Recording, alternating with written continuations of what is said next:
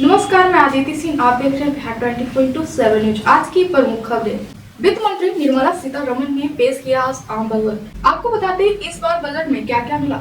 Budget में देश के मिडिल क्लास के लिए सबसे बड़ा ऐलान, 12 लाख तक की कमाई पर नहीं लगेगा कोई टैक्स। साथ ही कैंसर के इलाज की 36 दवा सस्ती होगी। तो ये इस बार की बजट मिडिल क्लास लोगों के लिए राहत भरी रही। अब आपको बता दें बजट में क्या क्या सस्ता हुआ है। इलेक्ट्रॉनिक गाड़ियाँ सस्ती होगी, मेडिकल उपकरण की चीजें सस्ते होंगे, मोबाइल फोन सस्ते होंगे, कैंसर की दवाइयाँ सस्ती होगी, एलईडी और स्मार्ट टीवी सस्ते होंगे, चमड़े का सामान सस्ता होगा। बजट से किसानों को क्या क्या मिला, चलिए बताते हैं। बिहार के किसानों के लिए स्पेशल पैकेज की घोषणा। किसान क्रेडिट कार्ड से लोन की सीमा जो पहले 3 लाख थी उसे बढ़ाकर 5 लाख की गई है। एमएसएमई के लिए लोन 5 करोड़ से बढ़ाकर 10 करोड़ किया गया है। डेयरी और फिशरी के लिए 5 लाख तक का लोन। बिहार में national institute of food technology बनेगा।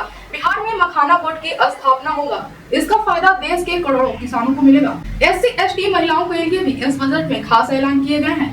वित्त मंत्री निर्मला सीतारमण ने कहा कि सरकार 10,000 करोड़ रुपए के योगदान से स्टार्टअप के लिए फंड की व्यवस्था करेगी। सरकार पहली बार बिजनेस शुरू करने के लिए 5 लाख महिलाओं को, SC और ST महिलाओं को नया कारोबार शुरू करने के लिए 2 करोड़ रुपए की लोन देगी। महिला को बिना किसी गारंटी के आसान शर्तों पर लोन दिए जाएंगे। यह भी इस बार की बजट में SC और ST महिलाओं के लिए जो अपना कारोबार शुरू करना चाहती हैं उनके लिए बेहद अच्छी खबर है। इस बजट से छात्रों को क्या क्या मिला देखिए।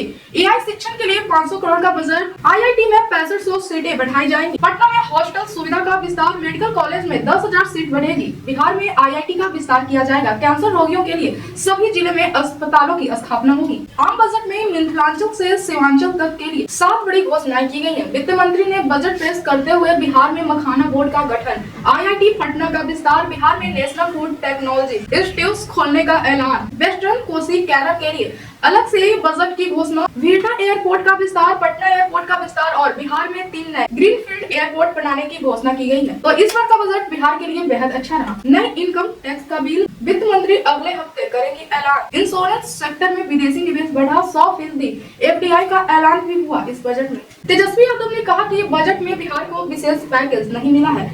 बिहार के साथ पूरे तरीके से खिलवाड़ और सौतेला व्यवहार किया गया है। इस वित्तीय वर्ष के बजट में पिछले बजट के बातों को दोहराया गया है। तेजस्वी यादव ने आगे कहा, यह बजट केवल जुमलेबाजी है और कुछ नहीं। रेल का भाड़ा महंगा होता जा रहा है, इस पर कोई राहत नहीं दी गई। बिहार को विशेष राज्य का दर्जा क्यों नहीं मिला। कार्यकर्ताओं ने जो दिया, क्योंकि अलग अलग लोकल इश्यूज जो होते हैं, स्मार्ट मीटर से लोग परेशान हैं, बिजली के बिल से लोग परेशान हैं, लैंड सर्वे जो हो रहा है उससे जो है लोग परेशान हैं। और इन सारे मुद्दों को पिछले बार भी हम लोगों ने विधानसभा में उठाया था और आगे भी जो बजट सत्र आएगा बिहार विधानसभा में, इन मुद्दों को हम लोग उठाएंगे। लेकिन उसी फीडबैक के अनुसार हम लोगों ने तय किया कि अगर हम लोगों की सरकार बनेगी तो माई बहन मान योजना के तहत 2500 रुपये हर प्रति माह महिलाओं के खाते में हम लोग देंगे और 200 यूनिट फ्री में बिजली देंगे। वृद्धा पेंशन और सामाजिक सुरक्षा पेंशन जो 400 है वो 400 से बढ़ा करके 1500 हम लोग करने का काम करेंगे। गैस सिलेंडर की भी बात आई है, बहुत महंगा है, चूल्हा जलाना गांव में मुश्किल हो गया इस महंगाई में, तो उसको भी बात हो रही है 500 करने की। तो हम सब लोग जनता के बीच जा रहे हैं, कार्यकर्ताओं के बीच जा रहे हैं, महिलाओं से संवाद कर रहे हैं, किसानों से भी हम मिलते हैं कभी कभी जब मौका मिलता है। तो क्या रोड मैप होगा ताकि बिहार की गरीबी, बेरोज़गारी और महंगाई को कैसे दूर करें, बिहार को अव्वल राज्यों में कैसे ले जाएं, उसके बाद विस्तार से हम लोग बताएंगे। देखिए, आज आने में आप लोगों के बीच थोड़ी देरी हो गई क्योंकि बजट चल रहा था और देखना मेरा ज़रूरी भी है, क्योंकि मुझे पता था कि आप लोग ज़रूर इस विषय में आप सब लोग पूछेंगे। बिहार को हमेशा से मोदी सरकार ने ठगने का काम किया है, डबल इंजन की सरकार ने ठगने का काम किया है। विशेष पैकेज की बात तो कहीं नहीं, विशेष राज्य का दर्जा पता नहीं अब मिलेगा कि नहीं मिलेगा, इन्होंने तो पहले ही मना कर दिया। लेकिन चुनाव में तो बहुत ऊंची ऊंची बातें की जाती है, बड़ी बड़ी बातें की जाती है, जुमलेबाजी होती है। जो आज का बजट है, बिहार के साथ कहीं ना कहीं से खिलवाड़ किया जा रहा है, सौतेला व्यवहार किया जा रहा है। और जो पिछले बजट में जो बात आई थी उसी को दोहराने की बात इन लोगों ने किया है। ये बजट मेरा मानना है गांव, ग्रामीण और गरीब विरोधी। उसका बजट एलोकेशन कितना होगा कहीं कोई जिक्र नहीं, केवल जुमला और हवाबाजी। बीटा का हम लोग जब कैबिनेट थे तभी हम लोगों ने 15 में जब सरकार में आए थे तभी बीटा के लिए हम लोगों ने अतिरिक्त ज़मीन लैंड ऑक्यूपाइड करके हम लोगों ने अथॉरिटी को, एयरपोर्ट अथॉरिटी को दिया। अब तक उसका काम शुरू नहीं हुआ है। तो ये केवल जुमलेबाजी।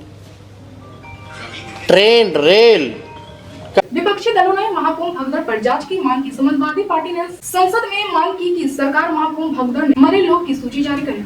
बजट को लेकर कांग्रेस सांसद गौरव गोगोई ने कहा, हम चाहते थे कि सरकार कुंभ में हुई मौतों पर चर्चा के लिए कोई फैसला ले। विपक्ष चाहती थी कि महाकुंभ में जो लोग की मृत्यु हुई, घायल हुए, उस पर सदन में चर्चा के लिए कोई तारीख तय की जाए। समाजवादी पार्टी, कांग्रेस, इंडिया गठबंधन दलों ने इस मुद्दे पर सदन से वॉकआउट किया। जेडीयू सांसद संजय झा ने केंद्रीय बजट पर कहा, बिहार के लिए सबसे बड़ी घोषणा यह है कि ग्रीनफील्ड एयरपोर्ट बनेगा। मखाना बोर्ड के गठन से बहुत लाभ होगा। पश्चिमी कोसी नहर पूरे मिथिला में लंबी मांग थी, जिसे लेकर वित्त मंत्री ने घोषणा किया है। कुल मिलाकर बजट बिहार के लिए सुखद है। मध्य वर्ग को दी गई छूट एक बड़ी घोषणा है। बिहार के लिए खास बजट, बिहार के लिए सबसे बड़ा तो अनाउंसमेंट ये है कि एक ग्रीनफील्ड एयरपोर्ट आएगा। इंटरनेशनल एयरपोर्ट एक बड़ा अनाउंसमेंट है। उसी तरह मखाना बोर्ड जो बनेगा, 85% 90% मखाना मिथिला एरिया, कोसी एरिया में होता है और इतने किसान उससे जुड़े हुए हैं। तो मखाना बोर्ड बनने से उसका आजकल ग्लोबल डिमांड है मखाना का, तो उसका मार्केटिंग, उसका जितना एफपीओ है उनको लिंक करके करना, ये एक बड़ा अनाउंसमेंट है बिहार के लिए। वेस्टर्न कोसी इरिगेशन सिस्टम, पश्चिमी कोसी नहर, पूरा मिथिला एरिया का कितना लॉन्ग पेंडिंग डिमांड था, उसके लिए वित्त मंत्री जी ने अनाउंसमेंट किया है। फिर आपको एक फूड प्रोसेसिंग के लिए जो इंस्टीट्यूट बनाने का अनाउंसमेंट हुआ है। तो ओवरऑल मुझे लगता है आज जो आईआईटी पटना का एक्सपेंशन के लिए बात हुई है, तो ओवरऑल बिहार के लिए बहुत ही सुखद है। अब डिटेल हम लोग और देखेंगे। अब 100 स्पेशल डिस्ट्रिक्ट है उसके लिए, या जो सबसे बड़ा अनाउंसमेंट जो मिडिल क्लास के लिए जो टैक्स में छूट दिया गया है, जो 12 लाख रुपए, ये एक बहुत बड़ा राहत, बहुत बड़ा अनाउंसमेंट प्रधानमंत्री जी के द्वारा किया गया। झारखंड में होगी 26,000 शिक्षकों की भर्ती। झारखंड में शिक्षकों की बहाली का रास्ता खुल चुका है और इसको लेकर झारखंड सरकार काफी उत्साहित है। बहुत जल्द ही पूरे झारखंड में सरकार के द्वारा तकरीबन 26,000 शिक्षकों की बहाली की जाएगी। झारखंड के वित्त मंत्री राधाकृष्ण किशोर ने केंद्र सरकार द्वारा पेश किए गए बजट को लेकर बयान दिया। उन्होंने कहा कि केंद्र सरकार कोई स्पेशल पैकेज झारखंड को ना दे, लेकिन हमारा बकाया 1,36,000 करोड़ रुपया हमें वापस कर दे। बिहार राज्य पथ परिवहन निगम ने प्रयागराज जाने वाले यात्रियों की भारी भीड़ को देखते हुए बड़ा फैसला लिया है। पटना से प्रयागराज के बीच बिहार राजपथ परिवहन निगम द्वारा शुक्रवार से 2 बसों का परिचालन शुरू किया गया है। यह बस प्रतिदिन पटना से प्रयागराज बस मंकीपुरी बस स्टैंड गांधी मैदान से खुलेगी। इस बस सेवा के तहत पटना से प्रयागराज के लिए किराया 550 रुपए प्रति यात्री निर्धारित किया गया है। टिकट की बुकिंग बंकीपुर बस स्टैंड के काउंटर पर करा सकेंगे। बिहार सरकार ने किसानों के लिए मुख्यमंत्री कृषि विद्युत योजना शुरू की है। इस योजना के तहत राज्य के किसानों की सिंचाई के लिए मुफ्त बिजली कनेक्शन दिए जा रहे हैं। इसके अलावा किसानों को सिर्फ 55 पैसे प्रति यूनिट के दर से बिजली मिल रही है। राज्य के ऊर्जा विभाग ने इस योजना के तहत 2026 तक 8,40,000 किसानों को कृषि विद्युत कनेक्शन देने का लक्ष्य। इच्छुक किसान 28 फरवरी तक आवेदन कर सकते हैं। आरजेडी चीफ लालू प्रसाद यादव ने महाकुंभ में हुई घटना को लेकर योगी सरकार पर गंभीर आरोप लगाए हैं। लालू यादव ने अपने फेसबुक पेज पर लिखा है, अकेले बिहार में कुंभ भगदड़ में अनेकों मौत हुई। यूपी सरकार मौत के आंकड़े छुपा रही है। बड़ी संख्या में श्रद्धालुओं की मौत हुई। ऐसे अधिकारियों और सत्ताधारियों को कम से कम ईश्वर से तो डरना चाहिए। आरजेडी चीफ के पोस्ट से यह स्पष्ट हो गया है कि उनका सीधा आरोप है कि यूपी सरकार की तरफ से जो आंकड़े पेश किए गए हैं उससे कई अधिक लोगों की मौत हुई है। लालू प्रसाद ने दावा किया है कि महाकुंभ में हुई भगदड़ में बड़ी संख्या में श्रद्धालुओं की मौत हुई है। बिहार भाजपा अध्यक्ष दिलीप जायसवाल ने कहा, बजट में बिहार की चिंता की गई। बजट में बिहार के लिए मेडिकल कॉलेज बनवाने और एक्सप्रेसवे के बारे में चर्चा हुआ। बजट में बिहार का बहुत ख्याल रखा गया। केंद्र सरकार बिहार के विकास के लिए हर तरह से मदद कर रही है। बजट में बिहार के लिए चिंता किया गया है और बिहार में जिस तरह से उड़ान योजना के तहत बहुत से एयरपोर्ट की शुरुआत करनी है, मेडिकल कॉलेज है उसको बनाना है, एक्सप्रेस हाईवे के बारे में चर्चा है। तो बजट में बिहार के लिए काफी चिंता की गई है कि बिहार को कैसे विकसित किया जाए, और पूरा उम्मीद है कि जिस तरह से माननीय नरेंद्र मोदी जी की सरकार ने बिहार को विकसित करने के लिए केंद्र सरकार अपनी तरफ से भी हर तरह का मदद के लिए तैयार है, तो बजट में इसका फायदा मिलेगा। सोनिया गांधी के बयान। झारखंड के पूर्व मुख्यमंत्री चंपाई सोरेन ने कांग्रेस पार्टी की नेता सोनिया गांधी पर गंभीर आरोप लगाए। उन्होंने कहा है कि सोनिया गांधी की राष्ट्रपति द्रौपदी मुर्मू के अभिभाषण पर दी गई टिप्पणी आदिवासी समाज और महिलाओं का अपमान हुआ है। नालंदा जिले के सोहराय थाना क्षेत्र के आसन नगर इलाके में इंटर के छात्र ने 3 मंजिला छत से छलांग लगाने से उसकी मौत हो गई। जानकारी के मुताबिक छात्र के 11वीं क्लास का रजिस्ट्रेशन रद्द हो गया था, जिसके कारण विद्यार्थी नाराज हो गया और उसने 3 मंजिले छत से छलांग लगा दी, जिसके बाद उसकी मौत हो गई। बिहार सरकार ने अपने कर्मियों के लिए एक बड़ी सुविधा शुरू की है। अब कर्मचारी HRMS पोर्टल के माध्यम से online home loan, computer loan, bike car loan ले सकेंगे।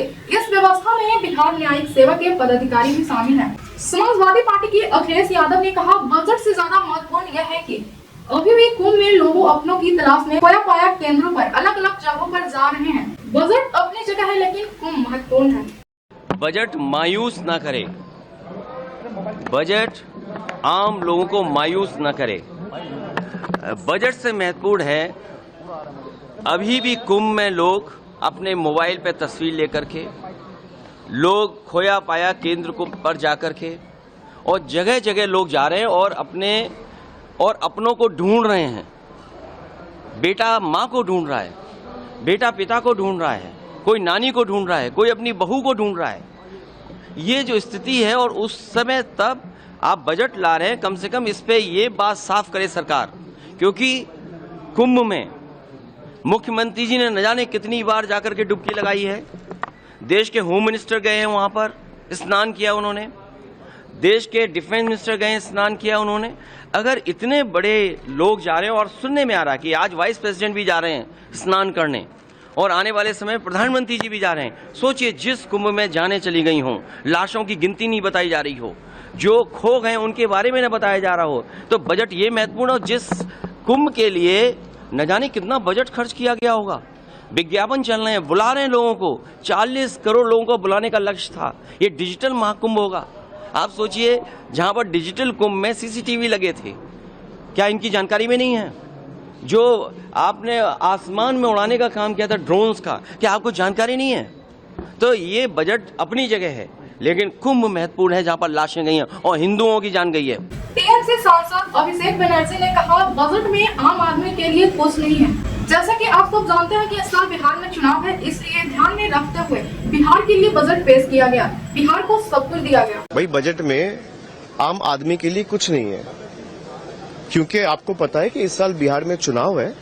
तो बिहार का चुनाव को रख के सर में रख के उन्होंने पूरा बिहार के लिए एक बजट रोल आउट किया है, जहां पे हर चीज बिहार को दिया है। पिछला बार भी 2024 में जुलाई में जब बजट पेश किया था, तो आपने देखा था सब कुछ आंध्र प्रदेश और बिहार के लिए किया गया था।